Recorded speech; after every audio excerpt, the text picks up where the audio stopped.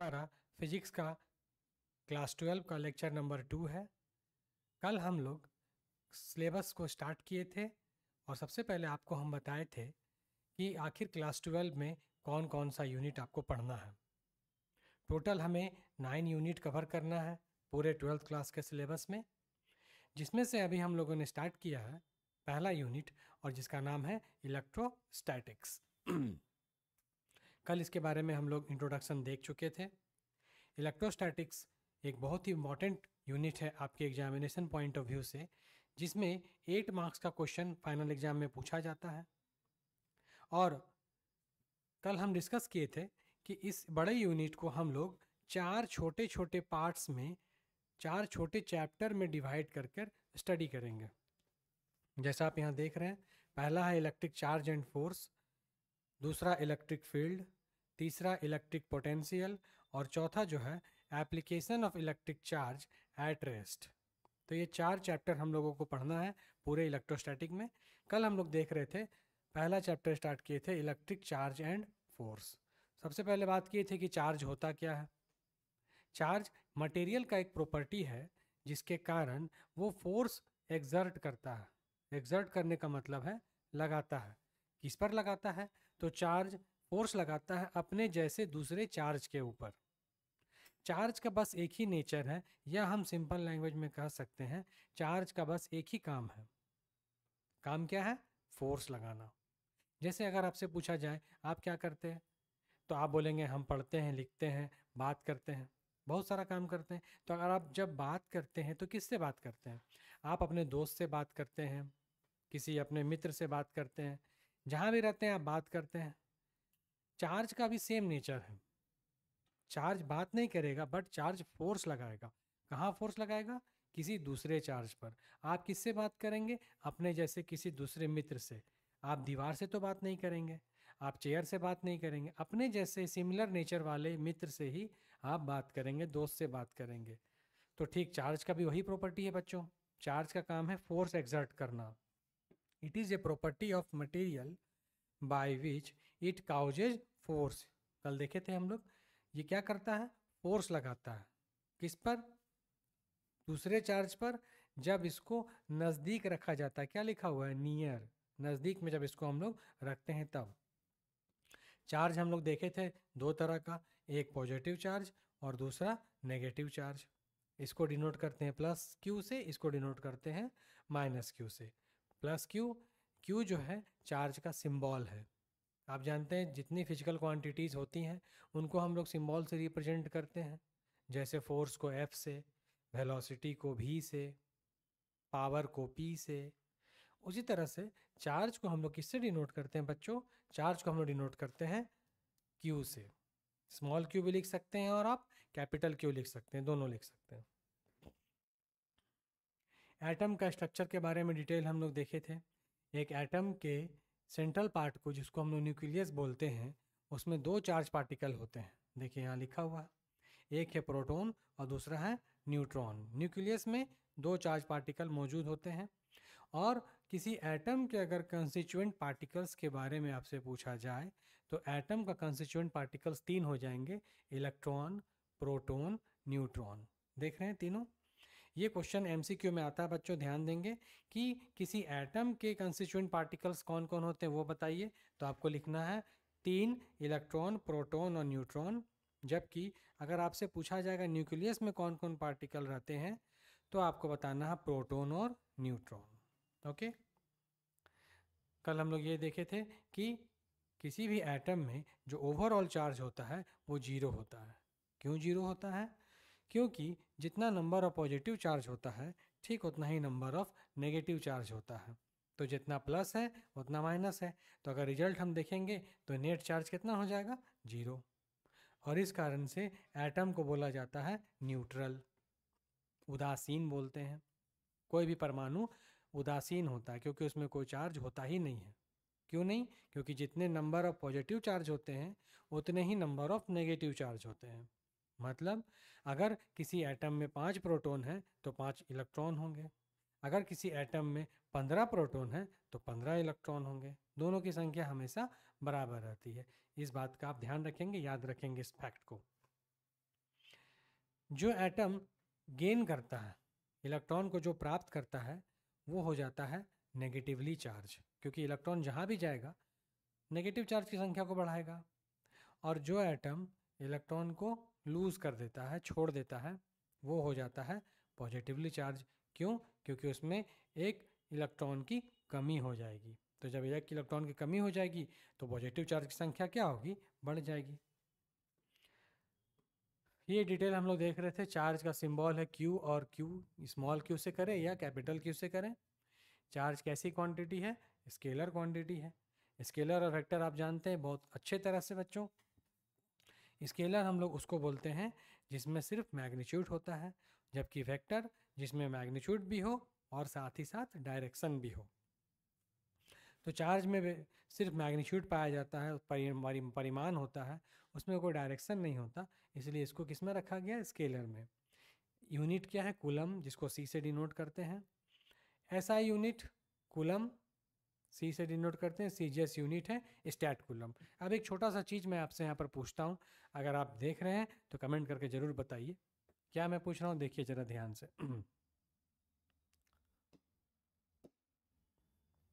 अगर हम लिखते हैं चार्ज का यूनिट,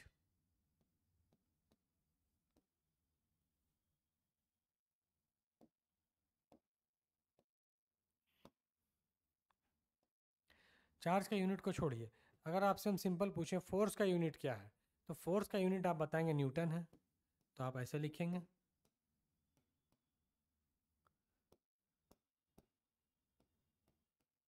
कि आप ऐसे लिखेंगे। अब आपको बताना है कि इन दोनों में सही कौन सा है, ये पहला सही है या दूसरा सही है। दोनों तो न्यूटन लिखा हुआ है, लेकिन सही कौन सा है फिजिक्स के लैंग्वेज में? अगर आप से पूछा जाए what is the unit of force, what is the unit of force, बताइए बच्चों क्या आंसर होगा? पहला सही है या दूसरा सही है? कुछ बच्चे कमेंट कर रहे हैं, गीता यादव सेकंड बोल रही हैं, कल्पना एक, रानी कुमारी एक, मनीषा कुमारी एक, गीता यादव एक। चलिए अब मैं आपको इसका आंसर बताता हूँ। बहुत ही इम्पॉर्टेंट कंसेप्ट है, बिल्कुल ध्यान से समझिए। ये सिर्फ इस यूनिट की बात नहीं हो रही है, पूरे फिजिक्स में आपको इसका ध्यान देना होगा। फिजिक्स में बहुत सारी फिजिकल क्वांटिटीज़ हैं और सबका यूनिट होता है। तो यूनिट को हम कैसे लिखते हैं वो बिल्कुल ध्यान से सुनेंगे बच्चों। इस क्वेश्चन का सही आंसर होगा सेकंड, ये सही आंसर है न्यूटन। ठीक है, देखिए कुछ बच्चे पहले गीता कुमारी ने 2 कहा, फिर बाकी लोग को देखा देखिए आपने 1 कर दिया, ऐसा गलत हो जाएगा। आप अपने उत्तर पर कायम रहें, उस पर स्ट्रिक्ट रहें। देखिए कभी भी आपको अगर किसी भी फिजिकल क्वांटिटी का यूनिट लिखना हो तो आप उसको हमेशा स्मॉल लेटर से शुरू करेंगे। बहुत ही इंपॉर्टेंट चीज़ बता रहा हूँ, बहुत ध्यान दे के समझिए। आपको जब भी यूनिट लिखना हो और पूरा लिखना हो तो आप हमेशा स्मॉल लेटर से लिखेंगे, कभी भी ऐसा कैपिटल में नहीं लिखेंगे, ये गलत हो जाएगा। अब अगर आपसे पूछा जाए एनर्जी का यूनिट क्या होगा तो आप कैसे लिखेंगे? जूल ऐसे लिखेंगे या फिर आप ऐसे लिखेंगे? बताइए कौन वाला सही है? एनर्जी का ऐसा यूनिट कौन सा होगा सही, ये पहला कि दूसरा? अभी मैंने आपको रूल बताया, जब हम किसी फिजिकल क्वांटिटी का यूनिट लिखते हैं और वो साइंटिस्ट के नाम पर आता है तो हमेशा उसको आप स्मॉल लेटर से शुरू करेंगे। देखिए ये स्मॉल जे लिखा हुआ है, इसलिए आंसर ये सही होगा, ये आंसर गलत हो जाएगा। अगर आप कहीं नोट्स में देखते हैं, कहीं पीडीएफ में देखते हैं तो ज़रूर इस बात का ध्यान देंगे। आप अपना नोट्स बनाएंगे तो भी इस बात का विशेष ध्यान देंगे कि जब भी आप एसआई यूनिट लिखेंगे तो हमेशा उसको स्मॉल लेटर से लिखेंगे।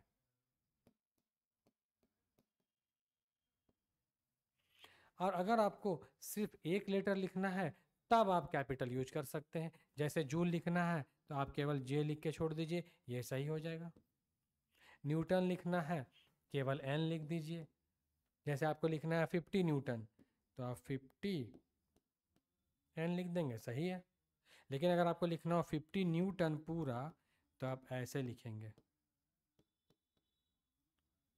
ओके, आशा है आपको ये बात समझ में आ गई होगी कि कैसे लिखना है, कौन सा सही है। तो अभी हम बात कर रहे थे कूलम की, चार्ज के एसआई यूनिट की। तो चार्ज के एसआई यूनिट की जब बात करेंगे, देखिए यहाँ पर कैसे लिखा हुआ, थोड़ा सा मिसप्रिंट ऐसा लग रहा है लेकिन आपको समझना है। ये जो है यहाँ पर सी स्मॉल होगा, जबकि सिंबल लिखेंगे तो वो कैपिटल होगा। ठीक है, देखिए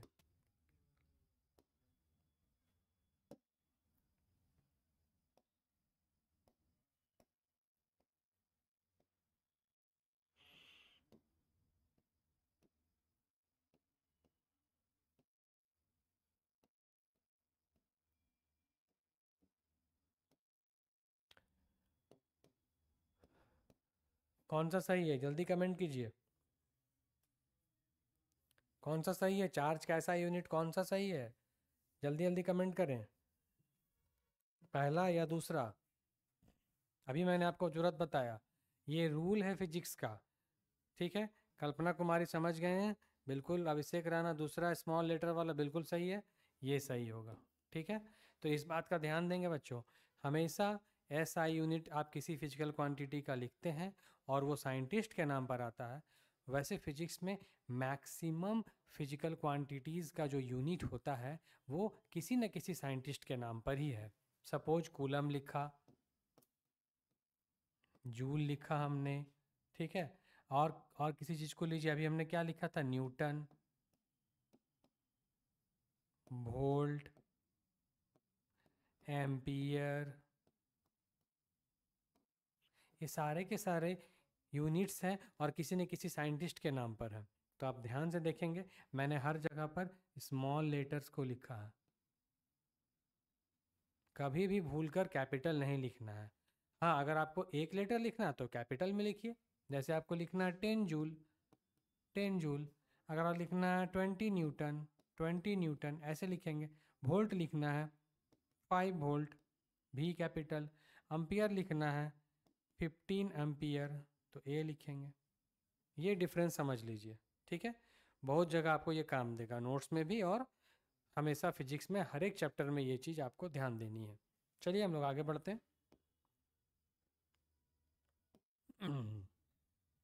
अब यहाँ बात करते हैं चार्ज के सीजीएस यूनिट के बारे में। सीजीएस यूनिट जो होगा चार्ज का वो दो है। एक है स्टैट कूलम, स्टैट कूलम को दो भागों में बांट दिया गया।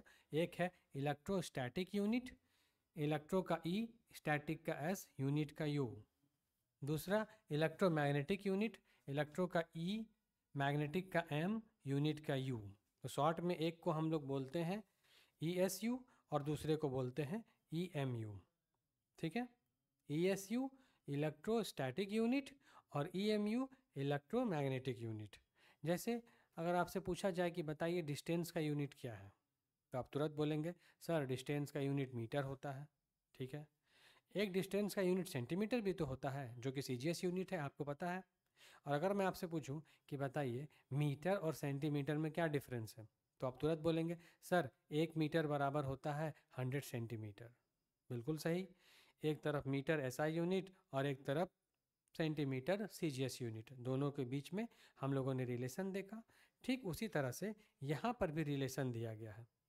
एक कूलम जो होता है ये 3 × 10⁹ ESU के बराबर होता है और एक EMU जो होता है वो 3 × 10⁻10 ESU के बराबर होता है। ये एक्सपेरिमेंटल डेटा है, फाइंड किया गया है। हम लोगों ने क्या किया, दोनों को डिवाइड कर दिया, LHS में डिवाइड किया, RHS में डिवाइड किया। तो आप देखेंगे 3 वाला ये टर्म कैंसिल हो गया, ESU से ESU कैंसिल हो गया। एक यहाँ 10⁻9 था, यहाँ 10⁻10 था, तो एक 10 बचेगा, 1/10 बचा। इधर तो जस का तस है, LHS में 1 कूलम 1 EMU, 1 कूलम 1 EMU। ठीक है, 1/10 इधर आया। क्रॉस मल्टीप्लाई किए हम लोग, क्रॉस मल्टीप्लाई बहुत ही इंपॉर्टेंट है। जो डिवाइड में रहता है मल्टीप्लाई बन जाता है, जो मल्टीप्लाई रहता है डिवाइड बन जाता है, जो प्लस रहता है माइनस हो जाता है और जो माइनस होता है प्लस हो जाता है। यही रूल है सिंपल, जब हम एक साइड से दूसरे साइड में चेंज करते हैं। तो आप यहाँ देखिए 1 कूलम को हमने 1 कूलम छोड़ दिया। ये जो EMU था ये डिवाइड में नीचे था, इसको क्रॉस मल्टीप्लाई करेंगे तो ऊपर आ जाएगा। 1/10 जस का तस रहा, तो 1 कूलम बराबर निकल गया फार्मूला 1/10 EMU।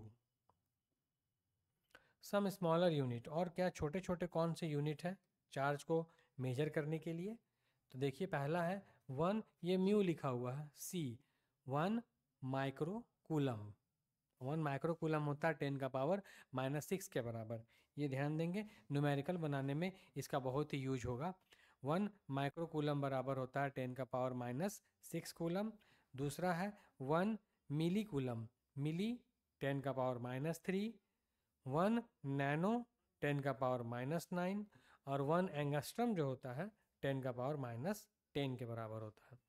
इनको याद रखेंगे, क्योंकि जब भी आप न्यूमेरिकल प्रॉब्लम बनाएंगे, अभी हम लोग न्यूमेरिकल भी सीखेंगे बनाना, तो उसमें ये वाला चीज़ बहुत ही यूज देगा। ठीक है,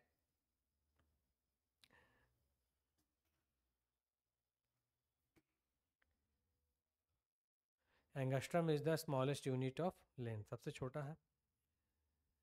अब चार्ज का सबसे छोटा यूनिट है फ्रैंकलिन, और सबसे बड़ा यूनिट है फैराडे। ठीक है, ये याद रखेंगे, फ्रैंकलिन और फैराडे दोनों साइंटिस्ट के नाम पर है। आपको मैंने बताया दोनों स्मॉल लेटर से लिखेंगे, F दोनों जगह पर स्मॉल होगा। डायमेंशन निकालना है चार्ज का। ठीक है, डायमेंशन कैसे निकालेंगे? पहले हम लोगों ने करंट का फार्मूला लिखा, देखिए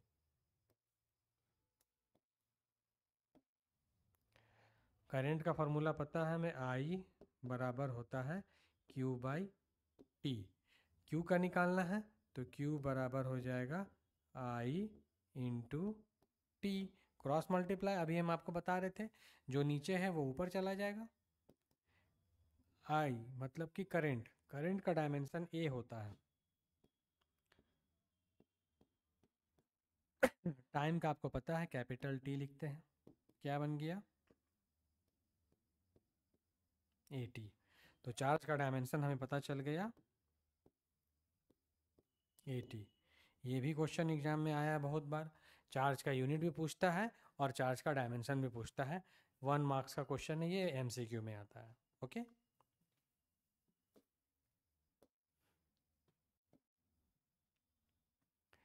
ये देखिए 2 नंबर का क्वेश्चन यहाँ लिखा हुआ है, ये जैक में बहुत बार एग्जाम में आ चुका है। क्या बोल रहा है, पढ़िए। Right any 2 properties of electric charge. Electric charge जो हम लोग पढ़ रहे हैं उसका कोई 2 प्रॉपर्टी आपको लिखना है। ठीक है, तो हम यहाँ पर आपको 3-4 प्रॉपर्टी बताएंगे, आप इसमें से कोई भी 2 प्रॉपर्टी को लिख सकते हैं। ठीक है, तो सबसे पहला प्रॉपर्टी बहुत ही इजी है। सबसे पहला प्रॉपर्टी देख रहे हैं हम लोग, 2 इक्वल मतलब like charge always repel each other and 2 unlike charge always attract each other. अगर जहाँ पर 2 सेम चार्ज होंगे, प्लस प्लस रहेगा, तो वो दोनों एक दूसरे को रिपेल करेंगे, एक दूसरे से दूर भागेंगे।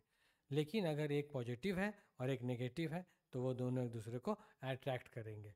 अभी मैंने आपको बताया था थोड़ी देर पहले कि चार्ज का काम क्या है, चार्ज का काम है फोर्स लगाना। तो चार्ज हमेशा क्या करेगा, फोर्स लगाएगा। किस पर लगाएगा, तो दूसरे चार्ज पर लगाएगा, और इसी फोर्स के कारण ही या तो अट्रैक्शन होगा या तो फिर रिपल्सन होगा, इसी फोर्स के कारण। पहला हो गया, बहुत आसान है। दूसरा है क्वांटाइजेशन ऑफ इलेक्ट्रिक चार्ज, ये बहुत ही समझने का चीज़ है। Quantization of electric charge, quantization क्या होता है, बहुत ही बार एग्जाम में आया है। चलिए हम लोग उसको सच समझ लेते हैं बढ़िया से।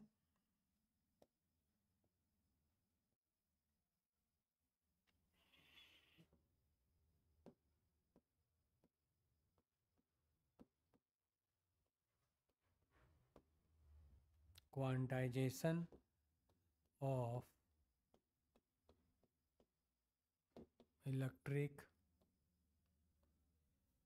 चार्ज।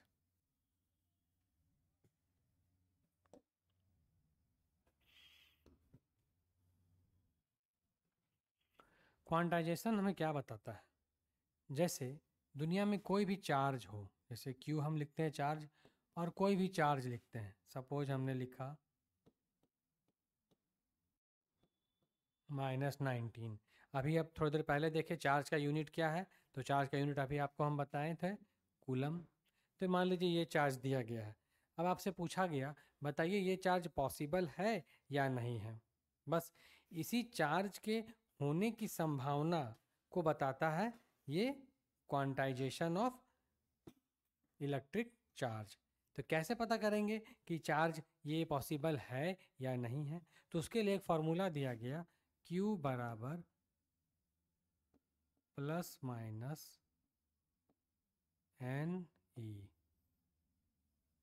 ये फार्मूला दिया गया, Q बराबर प्लस माइनस एन ई, जहाँ पर Q से क्या है?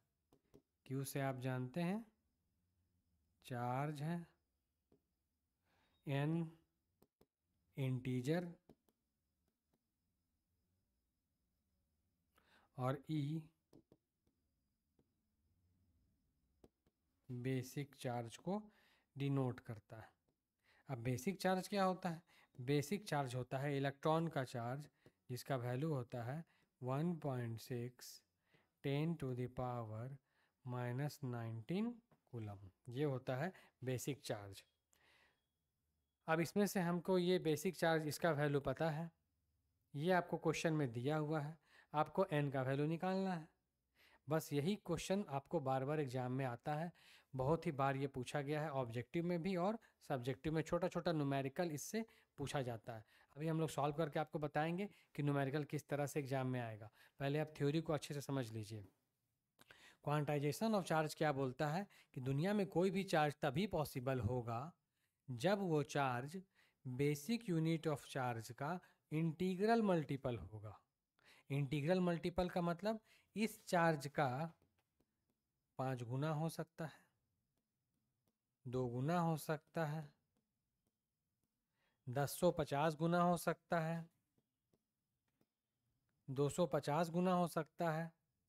इस कोई भी चार्ज दुनिया में जो होगा वो इस चार्ज का इंटीग्रल मल्टीपल होना चाहिए, फ्रैक्शन में नहीं होना चाहिए। मतलब कोई भी चार्ज जैसे कि 1.6 10⁻⁻19 इसका कोई भी 2/3 गुना नहीं होगा। कोई भी चार्ज इसका 4.5 गुना नहीं होगा। मतलब ना पॉइंट में आना चाहिए और ना ही फ्रैक्शन में बटा में आना चाहिए। वो एक इंटीग्रल संख्या होना चाहिए, इंटीजर होना चाहिए, पूरा नंबर होना चाहिए। 10, 20, 50, 15, 100, 12, 108, 120 इस तरह की संख्या होनी चाहिए, कभी भी पॉइंट में नहीं होना चाहिए। चलिए इसको एग्जांपल से और हम लोग क्लियर करते हैं। देखिए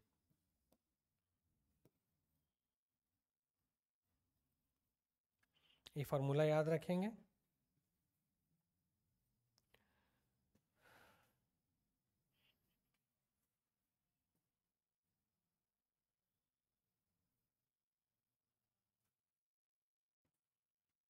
अब क्वेश्चन दिया गया बताइए ये चार्ज पॉसिबल है या नहीं है।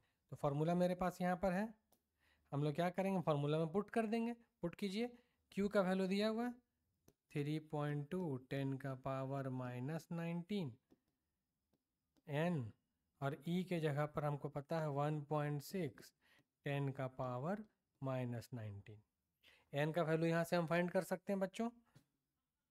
तो n बराबर हो जाएगा 3.2 10⁻⁻19 बटा 1.6 10⁻⁻19। देखिए 1.6 से 3.2 कट गया, ये 10⁻⁻19 कैंसिल हो गया, आंसर क्या आया 2।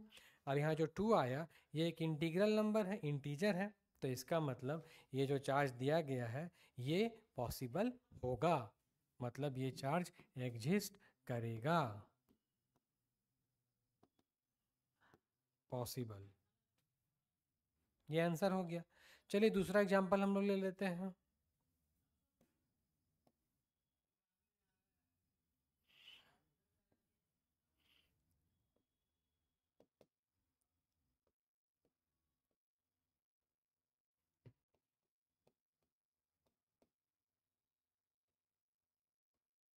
ये दिया हुआ 4.9 10⁻⁻19 कूलम। क्वेश्चन पूछा गया आपसे कि बताइए ये चार्ज पॉसिबल है या नहीं है। पॉसिबल और not possible.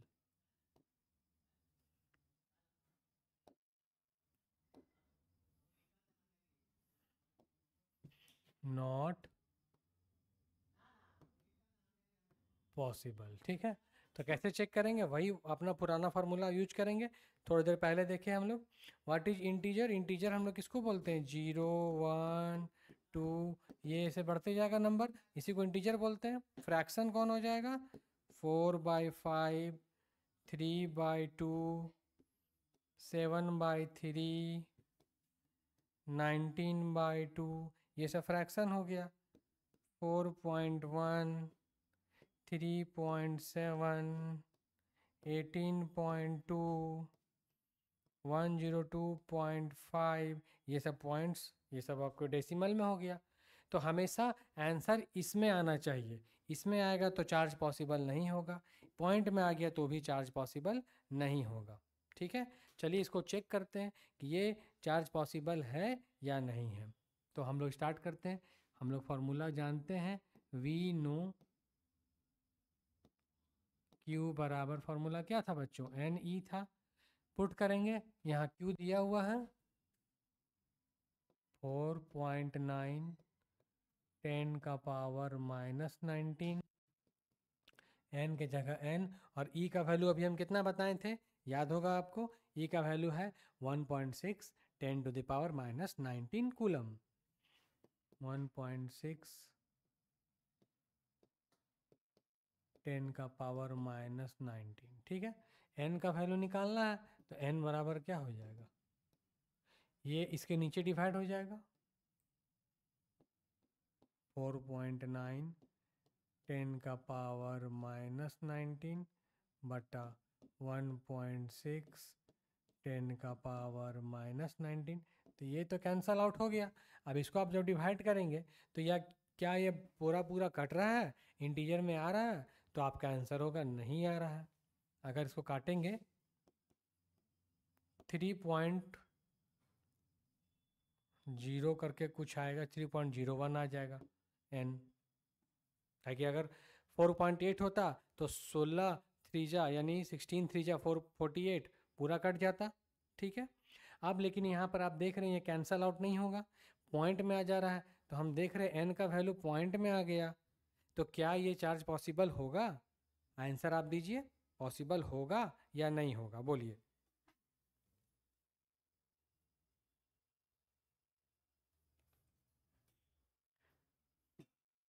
Very good, no possible नहीं हो। कल्पना कुमारी सही आंसर दे रही है। ठीक है, नहीं होगा, समझ में आ गया, क्योंकि आंसर पॉइंट में आ गया। तो पॉइंट में जब देख रहे हैं, ये सब पॉइंट में आने से चार्ज पॉसिबल नहीं होता है, नॉट पॉसिबल। तो दुनिया में ये चार्ज आपको दिखाई ही नहीं देगा, कहीं भी कोई किताब में, किसी बुक में, कहीं भी ये चार्ज आपको दिखने को नहीं मिलेगा। अगर दिखेगा भी तो यहाँ पर 4.8 होगा, वैसा चार्ज दिखाई देगा जो पूरा पूरी कट जाता है और जिसमें 1 2 3 4 5 या कोई नंबर आएगा। ठीक है, आज हम लोगों ने सीखा properties of charge, quantization of electric charge, और दूसरा क्या सीखा प्रॉपर्टी, कि अगर सेम सेम चार्ज होते हैं तो वे एक दूसरे को रिपेल कर देते हैं, दूर चले जाते हैं, और अगर अलग अलग चार्ज होते हैं, एक पॉजिटिव एक नेगेटिव, तो वो दोनों एक दूसरे के पास आते हैं, अट्रैक्ट हो जाते हैं। क्यों? क्योंकि चार्ज दूसरे चार्ज पर क्या करता है? फोर्स लगाता है। ठीक है, थैंक यू वेरी मच। आज का लेक्चर हम लोग यहीं समाप्त करते हैं, नेक्स्ट वीडियो में कल हम लोग मिलेंगे। Okay, thank you.